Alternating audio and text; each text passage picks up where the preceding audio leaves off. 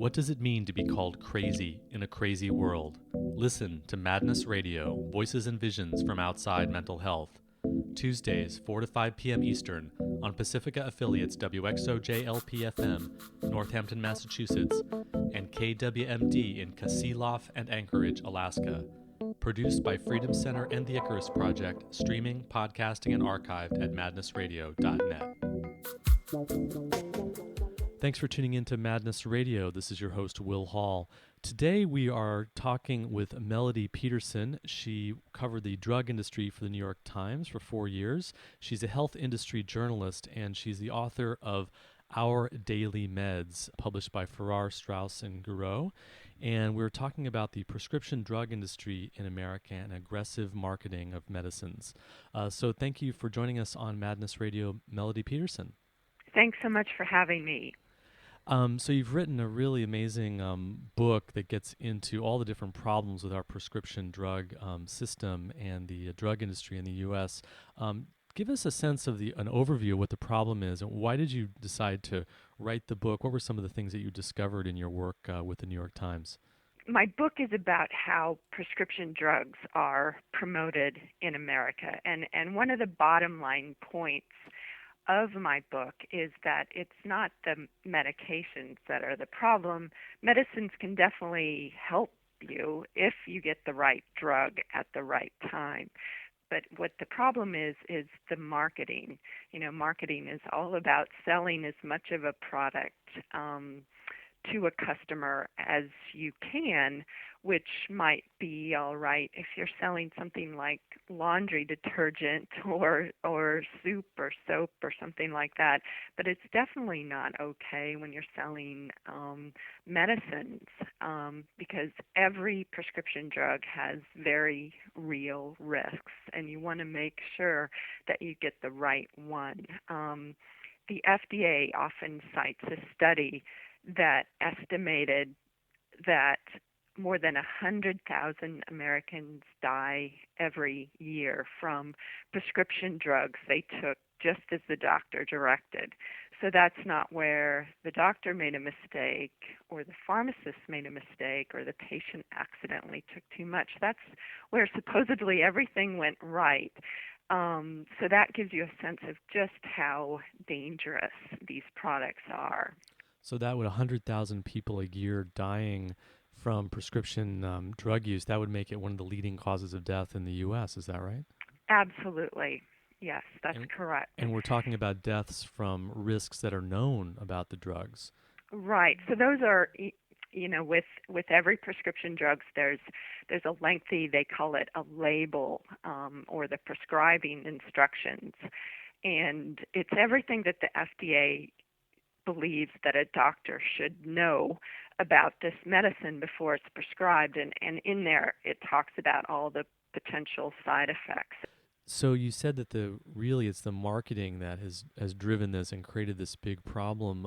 Was that always the case with the prescription medicine industry? Was there a point at which marketing started to really take over? I know that in your book you talk about the example of Zantac.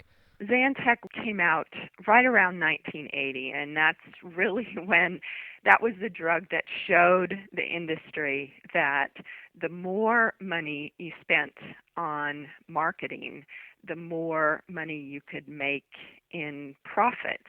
And they didn't find that to be the case when they spent money on science. The drug industry wants us to believe that they're spending all this money on science, and that's what drives them. But in reality, they spend far more money on marketing. And actually, when I started writing about the drug companies for the New York Times, I thought I would be at a little bit of a disadvantage because I don't have a science degree. But I quickly figured out that wasn't what was driving them, and that it was this marketing that drove them. And a lot of companies actually put their marketers in charge of their scientific labs. For example, at Pfizer, they told me they had this program called Central Research Assist Marketing. They refer to it as CRAM, C-R-A-M, Central Research Assist Marketing. So they made it clear that the marketers were overseeing the researchers in the laboratories. So, with the example of Zantac in 1980, how did that actually work? Now, Zantac is an example of what you call a Me Too drug, which was one of the first blockbusters. Another company had made a truly beneficial scientific discovery. It had discovered this drug called Tagamet. It was wonderful because at that time, back in the mid 1970s, if someone had an ulcer, a stomach ulcer, there wasn't anything that doctors could do except, for a bleeding ulcer, surgery. People would have, their stomachs cut apart. So Tagamet came on the market, and people would take Tagamet, and it would heal the ulcers. So this was a really good drug. Well, then another company called Glaxo, all they did was they had their scientists copy what that other company had done, which doesn't cost much money if you're just going to copy the work of another company. But then they spent millions, tens of millions of dollars on marketing to try to convince doctors and consumers that its drug, which was called Zantac, was better than Tagamet. And this was a grand success. Zantac was the first billion-dollar drug for the prescription drug industry. The industry refers to these as blockbuster sellers, and so that was really the turning point right around 1980 with Zantac. What were some of the marketing techniques that Glaxo, innovated with Zantac? You mentioned that they put huge amount of money into the marketing and advertising instead of putting it into more research. One of the things they did was they charged a 50% premium for Zantac over Tagamet, which sent the message that Zantac must be a better drug if it costs 50% more than Tagamet. Then they took that extra premium price that they were getting and put it into marketing the drug. One thing that they did was they decided they didn't want to just promote it for people suffering from ulcers. They wanted to also promote it for heartburn, which affects obviously far more numbers of Americans. And what they did there, they started to refer to heartburn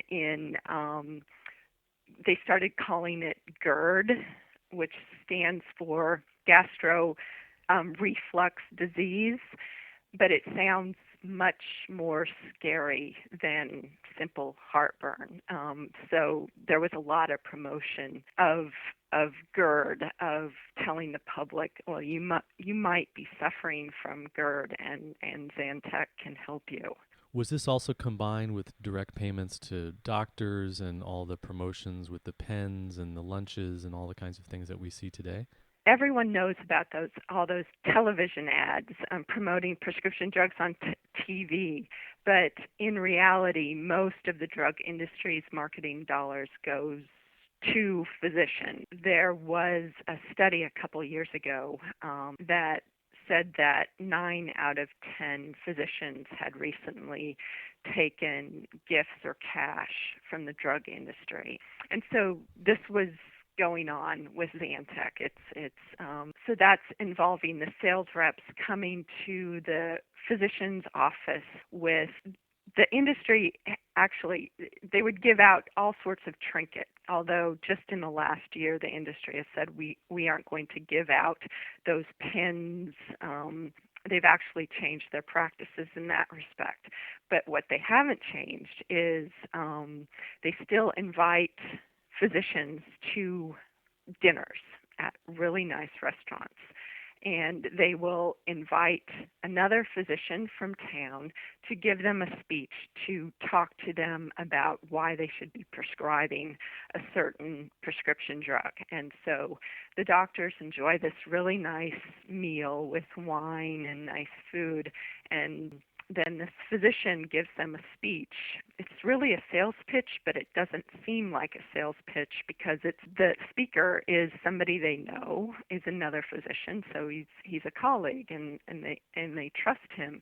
But he or she has actually been trained by the drug company. They're given slides, that the marketers of the drug company have put together, and they're actually getting paid maybe $1,500 to $3,000 to give this half an hour speech at this nice dinner. And that is one of the primary ways drugs are promoted to doctors in this country. Now, the statistics show that there's more than 500,000 of those dinners, those parties for physicians every year in America. So that's more than 1,000 of them going on every day across the country. So it gives you a feel for just how much money they're spending on this. So the success with Zantac, which is an ulcer drug and a heartburn drug, really was the pioneer for a whole new way of doing drug marketing. And then that success, the really aggressive marketing of Zantac and the way in which it was just really a Me Too drug of Tagamet, really set the tone and became the model for all the other kinds of marketing that followed and really revolutionized the industry. Absolutely. And it's only the speed of the marketing has only increased since 1980. That was just the beginning. And when I was covering the drug industry for the New York Times, I kept coming across all these things that I found that were fascinating for a journalist, but also horrifying for me as a patient. For instance, for a story, I would look for some academic medical experts to tell me about whatever drug I was writing about.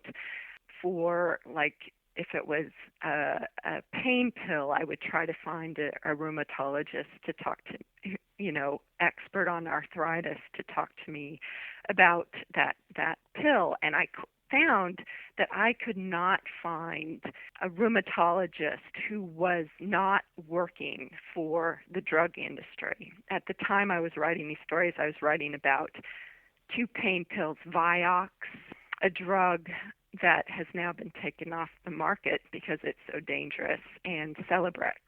And these drugs were heavily promoted at the time, and I still remember the day I called the largest society of rheumatologists in the country, and I said, I'm looking for an expert on arthritis for this story I'm working on, but I can't have anyone who is working for Merck, the manufacturer of Vioxx, or Searle, the manufacturer of Celebrex. And they said, we have lots and lots of experts for you to talk to, but they're all consultants to one or both of those companies. And I at the time, I couldn't believe it that so many of our medical experts were now actually working for the drug industry on a part-time basis. And the studies show that when doctors take any kind of payment or in-kind payment or get anything from drug manufacturers, it definitely influences their prescription patterns. Even a very small gift will influence them. And it's really hard to understate how dangerous this is, because back in the 50s, when Congress decided we needed to get a prescription for a medicine, back in the 1950s, you could go into a drugstore and get whatever drug you wanted. You didn't need a prescription. But Congress decided, we need the doctor to be the gatekeeper, somebody who is skilled in medicine and independent from the drug companies and the pharmacy, and has the patient's interest at the top of their priority list. But now our doctors are actually working for the drug industry on a part-time basis, or they're going to all these dinners. Actually, the most of their continuing medical education, the credits that they need to keep their licenses paid up, now as much as 80% of those classes are funded by the drug industry.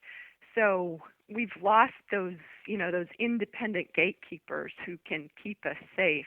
And then we have the situation today where there's 100,000 people or more who die as a result of prescription drug use, using as directed prescription drugs, as you mentioned before. And that's a direct result of this marketing pushing past the consideration of drug risks. I mean, you mentioned Vioxx, which estimates have been up to 60 or 70,000 people died from the use of Vioxx before it was discontinued. But there are other examples of drugs where really aggressive marketing, using all of the shady practices that we're talking about, have really put people at risk and ended up harming and killing people. The result of this aggressive marketing is that now 2/3 of all men, women, and children in America now take at least one prescription drug, and the average number of prescriptions per person has increased by 60% in the last 12 years. We're taking more pills than they do in other countries. For example, a study was published last fall that found that American children were 3 times more likely to take a psychiatric medicine like an antidepressant than children in Europe. So again, the medicines can help you, but it's increasingly clear that doctors are prescribing too many drugs, or they're giving patients these heavily marketed new drugs when an older drug that is no longer marketed might help the person more. So that's why this marketing is so dangerous.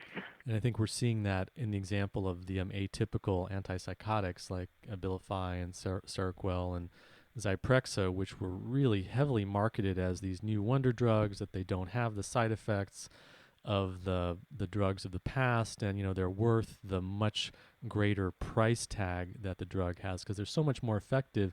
And now that's really been discredited, and there's a huge scandal emerging. Those are some of the most aggressively marketed drugs, and actually that marketing has got a lot of those companies in trouble. There's now government investigations going on and lawsuits, because what some of the companies did was promote these antipsychotics for patients who they weren't approved for.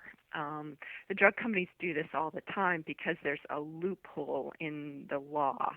Doctors can prescribe a drug anyhow they want. I mean, even if an antipsychotic is just approved for adults, a doctor can prescribe it for children. And that's called the off-label prescription, right? Right, and it's coming out now through these lawsuits that the drug companies have very aggressively marketed these drugs for unapproved conditions. For instance, they've gone into nursing homes and promoted the antipsychotics to elderly patients who were suffering from dementia, even though they weren't approved for those people. They've also marketed the antipsychotics for children, even for now a couple of the antipsychotics are approved for children, but that's a very recent decision on the part of the FDA. Most of these drugs aren't approved for children, but it hasn't stopped the drug industry from telling doctors to prescribe them for children anyway. In your book, you mentioned the example of Neurontin. Do you want to say a little bit about what happened there? I do have a chapter on how this drug called Neurontin was marketed. Neurontin was a drug to help patients with epilepsy, to help stop their seizures, but it wasn't a very good drug to stop seizures. In fact, the FDA would only approve it. They said doctors could prescribe it for if somebody with epilepsy was still having seizures and they wanted a second drug. Neurontin couldn't be their only drug because it just simply didn't work very well. So this posed, a big problem for the drug industry. All of this marketing comes through, it's because they need Wall Street, the analysts on Wall Street who are watching these companies and telling investors which companies to invest in. It's all driven by that. And if a drug comes on the market and Wall Street, the analysts say, oh, we're not excited about this drug at all, the stock price goes down and the executive stock value of their stock options go down. And so this is all, they need to convince Wall Street that this drug is going to hit big sales and become a blockbuster. So Wall Street wasn't interested in Neurontin. And so the executives decided they were going to, I've looked at thousands of pages of internal documents, and in these documents it's very clear that the executives decided, well, we're going to promote it for, they had more than 12 conditions that they wanted to promote Neurontin for children with attention deficit disorder, for adults with bipolar disorder, for migraine. They were even thinking at one point to promote it for people who couldn't stop hiccuping. So that's what they did. They had their sales reps go in and talk to the doctors and say, Doc, we're finding in our studies that Neurontin works for all these different conditions. And they would do what we were talking about with the dinners. They would invite the doctors to a nice dinner, actually pay the doctors $500 that for their time that night, invite their speaker in who was also being paid, and the speaker would tell the other doctors how Neurontin could help their patients suffering from bipolar disorder, for instance. And the company then tracked the prescriptions before and after that dinner, and they could see that this had dramatic results in terms of prescriptions and sales. And it just, pretty soon, Neurontin was one of these billion-dollar selling blockbusters. And we're talking about a really powerful drug that is quite risky. I mean, it can cause a lot of harm, Neurontin. Yes, it's like all prescription drugs. It has many side effects. One thing about Neurontin, it makes people very, very tired. So the FDA has gotten a lot of reports of people who have had accidents, car accidents and fallen and hurt themselves badly. Once they started taking Neurontin, that's one of the side effects. There's a lot of controversy over suicide and Neurontin now. There's actually some lawsuits out there, which has been filed by the families of patients who say, there was this risk of suicide from Neurontin. So it's just, these drugs are so dangerous. You just need to be so incredibly careful with them. Well, one of the things that you point out, just for context, which I thought was a really interesting point, was that the music industry, DJs are not allowed to accept payments from record labels for playing different songs on the radio. That's considered corruption. It's considered a conflict of interest. But we don't have that regulation against doctors accepting payments for to influence their prescribing. Right. It's amazing when it comes to something like music, playing songs on the radio. The company can't pay the DJ, but then when it comes to something like life and death and medicines, it's all right to give the doctors hundreds of thousands of dollars a year. It just needs to change. We really need our physicians to be independent again. Well, tell us about how that works on the lobbying level, because I know that it's not really even fair to say that the pharmaceutical industry influences or pressures the regulatory agencies of the government anymore, because in fact, the regulatory agencies of the government have really become an arm of the pharmaceutical industry. When it comes, first of all, to campaign donations and lobbying, the drug industry is one of the top industries, if not the top, of putting money into campaign donations and lobbying in Washington. I think there are more pharmaceutical company lobbyists than there are actually Congress people. Is that right? Right, there's two lobbyists from the pharmaceutical industry for every member of Congress. So they have, just for decades, they've been able to do just about whatever they please in Washington. And one of the things that they got through was a law that allowed them to also use their money to pay the FDA. Before 1992, the FDA really had one customer, which was us, the public. But Congress passed a law in 1992 that allowed the industry to pay fees to the FDA to get their drugs approved faster. And so what happened was, after that law was passed, the FDA really had two customers, us and the drug companies. It's very clear that the drug companies have power inside the FDA, that their executives can call up and say, wait a minute, you need to rethink this. We don't think this is right. There's been surveys of the FDA scientists who say in their surveys that they feel a lot of pressure to please the drug industry. So that has become a problem. And there's also this revolving door between pharmaceutical employees that end up having positions in government and in the regulatory agencies, and then when they leave that, they go back to the pharmaceutical industry. So a lot of times it's the very same people. Right, there is this revolving door back between the FDA and the drug industry. And another thing that has happened, the FDA, they have a lot of committees where they bring in outside doctors to help them make a decision. But what has happened, because as we were talking about, most of the doctors in the country now work on a part-time basis for the drug industry. That's who is making up these committees at the FDA too.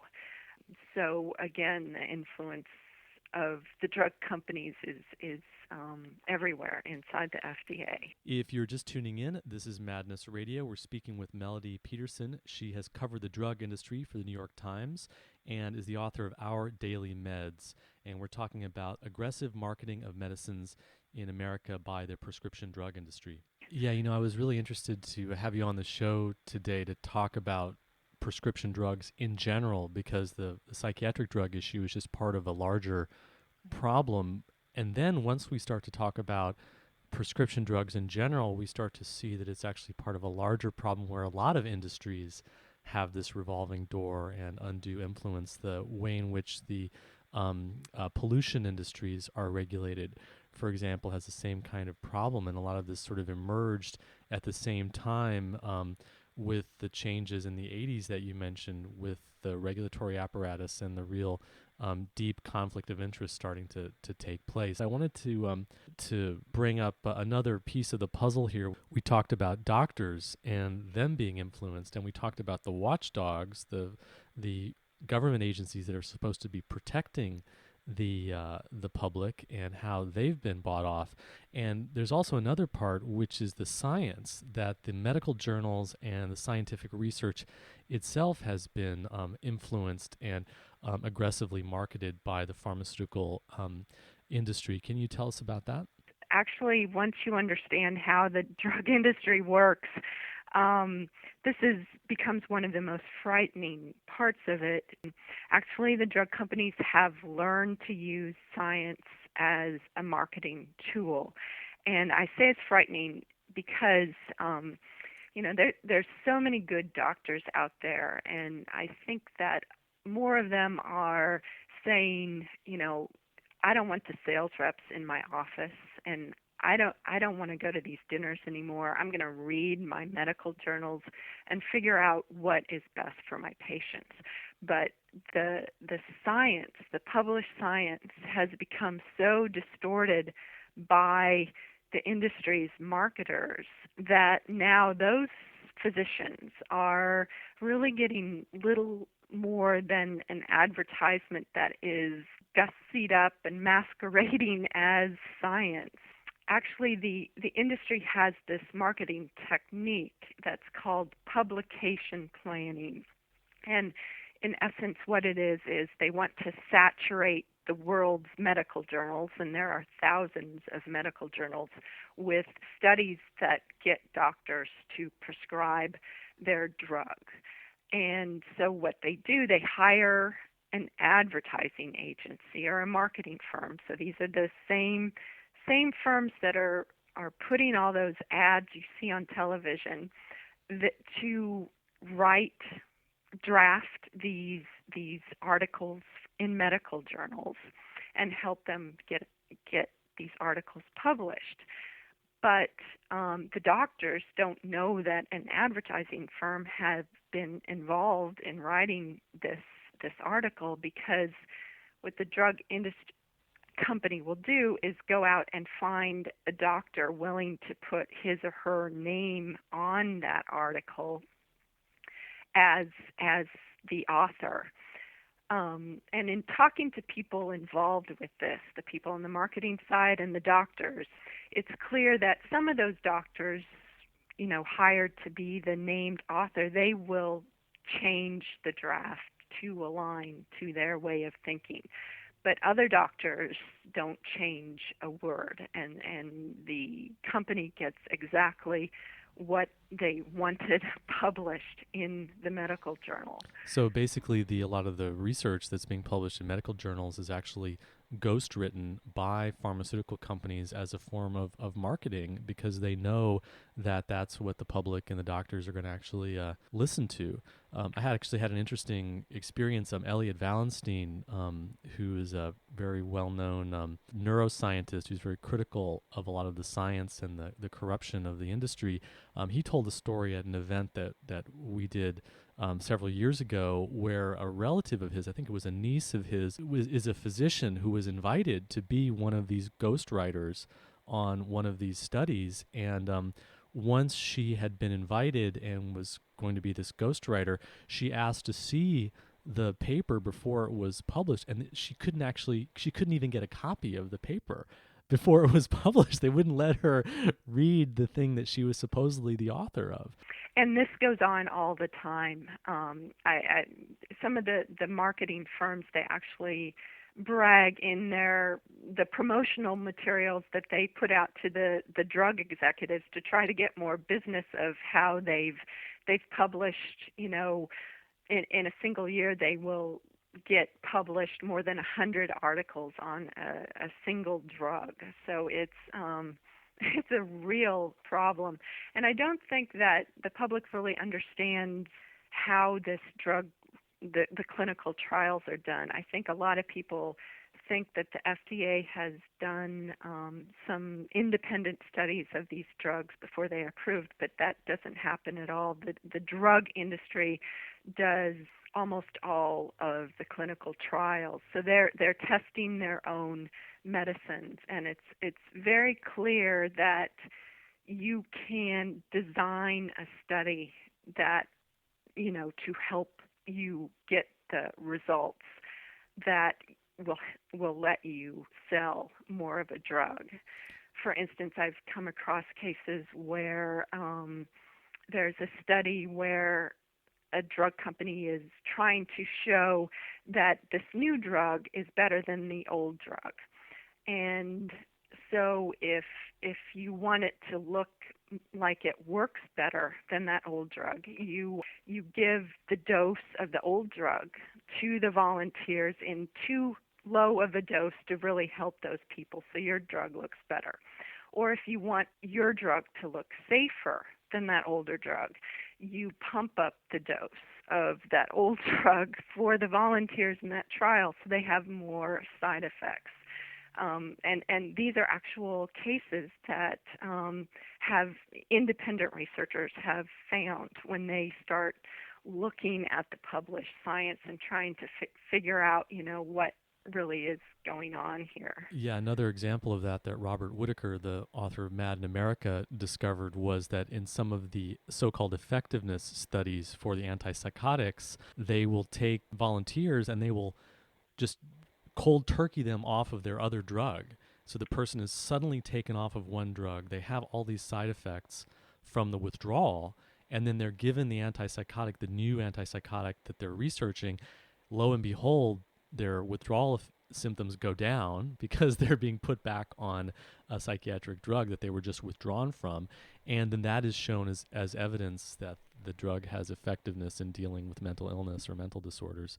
So the science has really been quite distorted and corrupted here. Right. I write about one of those cases in my book about it was of children, a drug called Ritalin LA, which is a longer acting form of Ritalin, the short acting Ritalin, and these were children. And what the company did, first of all, only children who had good experiences with Ritalin before, which is methylphenidate. That's in so many of, like Concerta, a lot of these drugs have methylphenidate in them. So only kids who had good experiences were allowed in the trial. And then the trial was set up as sort of two trials. In the first trial, the company said, well, we need to find the right dose. And so all the children volunteers got methylphenidate. And in that part, of course, some of them had side effects and they were dropped out. So you even had a better group that you knew were going to respond to the drug. Then there was that washout period, and none of the kids got the drugs. So you can imagine what happened there. And then the group, the second part of the trial, they either got the drug or the sugar pill. And that was the part that the FDA relied on to prove the drug. And even the FDA said, we know that this has biased the results, but they said, so the children taking the drug had such better results than the people taking the sugar pill that the FDA went ahead and approved the drug. But you're right, that that washout period, that can hurt the patients in the trial and bias the results. So they claim to be comparing it against a placebo, a sugar pill, but actually what they're comparing it against is someone who's withdrawing from the drug. And, I wanted to ask you about the current discussions for healthcare reforms in the U.S. We're having this big debate, but it seems like the debate is really between pretty narrow options, none of which really are going to be getting at the real root of the problem. I heard a discussion about conflict of interest with the Diagnostic and Statistical Manual, and they were saying, well, we're going to limit the participants to something like $10,000. That's all they can receive from the pharmaceutical companies is $10,000 because that'll help deal with the conflict of interest issue. And it seems like the very idea of conflict of interest or the idea of integrity in science has just gone out the window because any payment is going to be a conflict of interest. You need to have an independent scientific establishment. What are your thoughts about the current healthcare reform proposals, and what do you think is really needed, the kind of overhaul and the far-reaching reforms that are needed to really get at the root of this problem? I think my book helps to explain why our current healthcare system is broken. The current system, doctors get rewarded if they prescribe a drug that makes you sicker. They get paid for each service they provide. So in this system, the more tests they do, the more drugs they prescribe, the more money they make. And if those drugs and tests and surgeries make you sicker, then they get even more money. So everything is driven, by these profits. That makes me think of the irony of Eli Lilly selling Zyprexa, which is an antipsychotic, is an atypical antipsychotic that has very well established diabetes as a side effect. And then Eli Lilly also has one of its top selling drugs, medications for diabetes.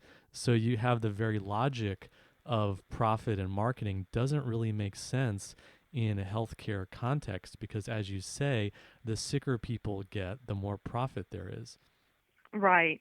There's been studies that have shown that as much as a third to a half of our the healthcare payments for drugs and procedures is absolutely unneeded.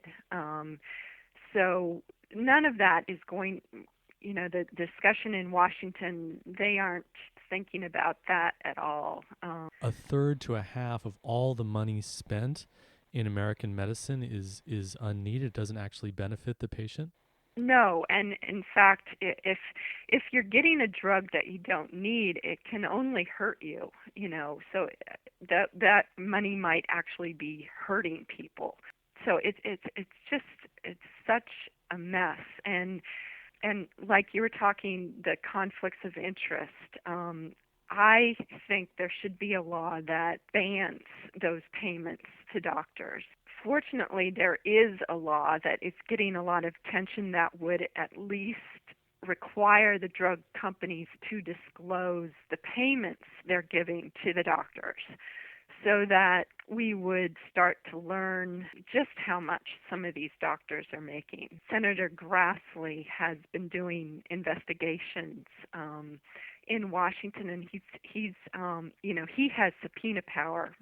So he's found out these amazing things that some of these doctors, a lot of the doctors he's looked into are psychiatrists. They're making hundreds of thousands of dollars from the drug company. So Grassley has actually proposed this law that at least would require the companies to disclose it. So that's a step in the right direction. I do hope it passes, but I think the law needs to go farther and actually just ban the payments altogether.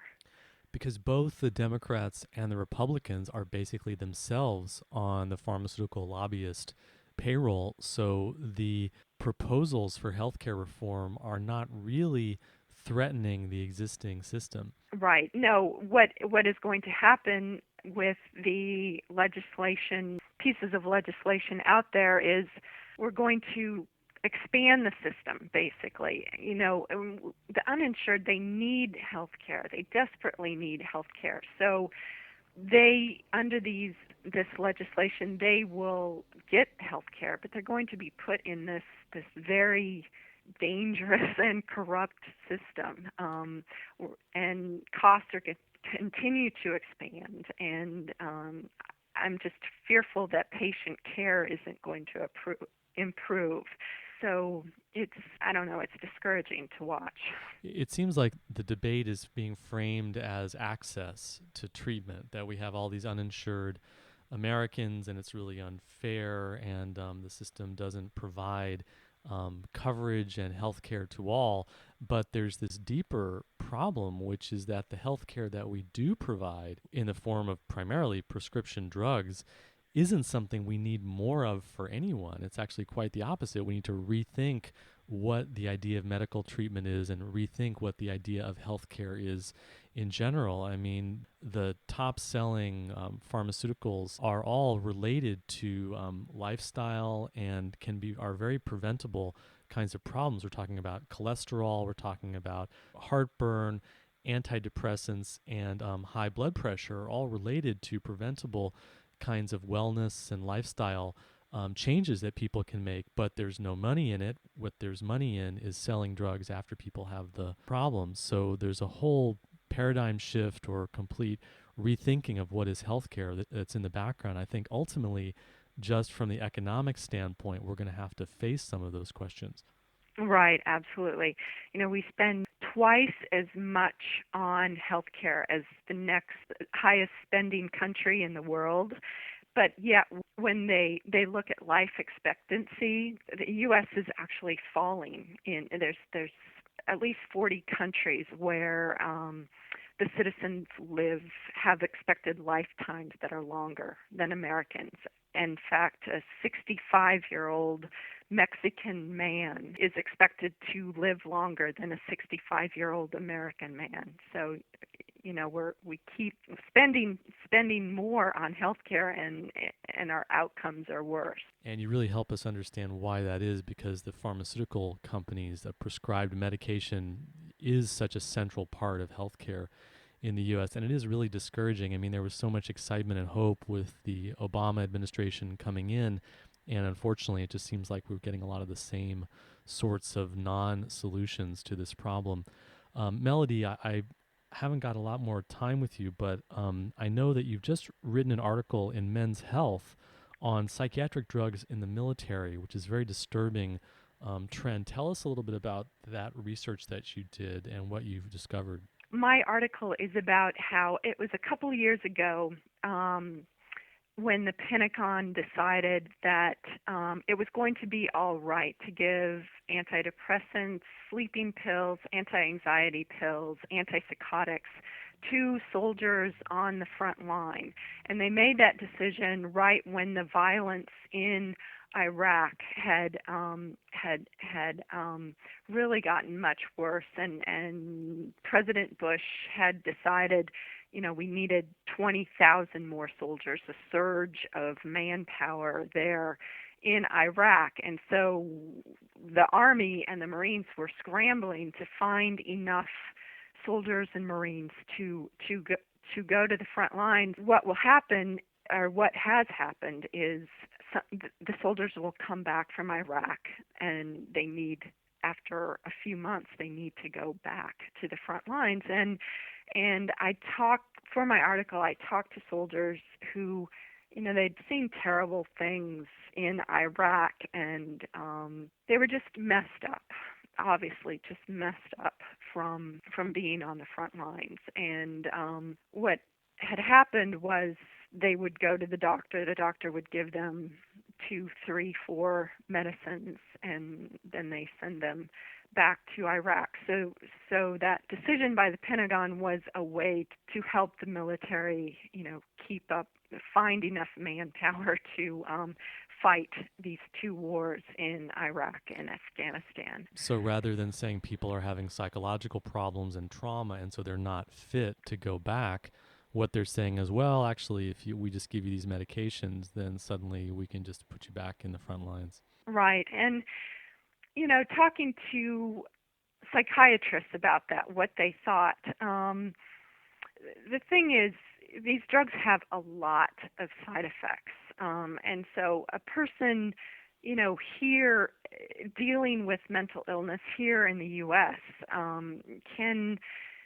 They can find ways to deal with side effects like just drowsiness. But if you're on the front lines, just think if a drug is making you dizzy or drowsy, how that can put you in danger, and actually all the guys around you. It can create more danger for everyone.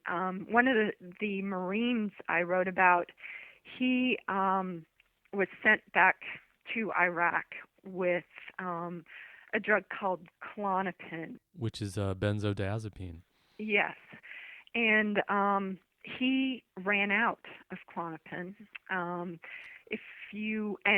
his superiors told him, well, sorry, there's no Klonopin anywhere in Iraq. And so they gave him a drug called Seroquel, saying, take this instead. Well, that just caused terrible, terrible side effects for him. One night he woke up and he was face down in the sand with his rifle under him.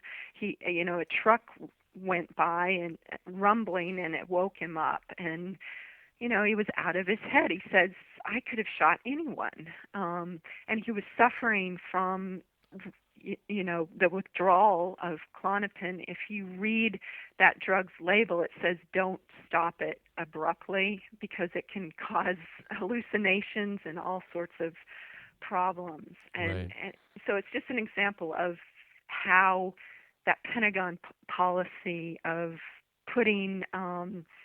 giving psychiatric drugs to soldiers on the front line, how it can make things more dangerous in Iraq and Afghanistan. Melody, tell us again the name of your book, and also if people wanted to get in touch with you, how they could contact you. Sure.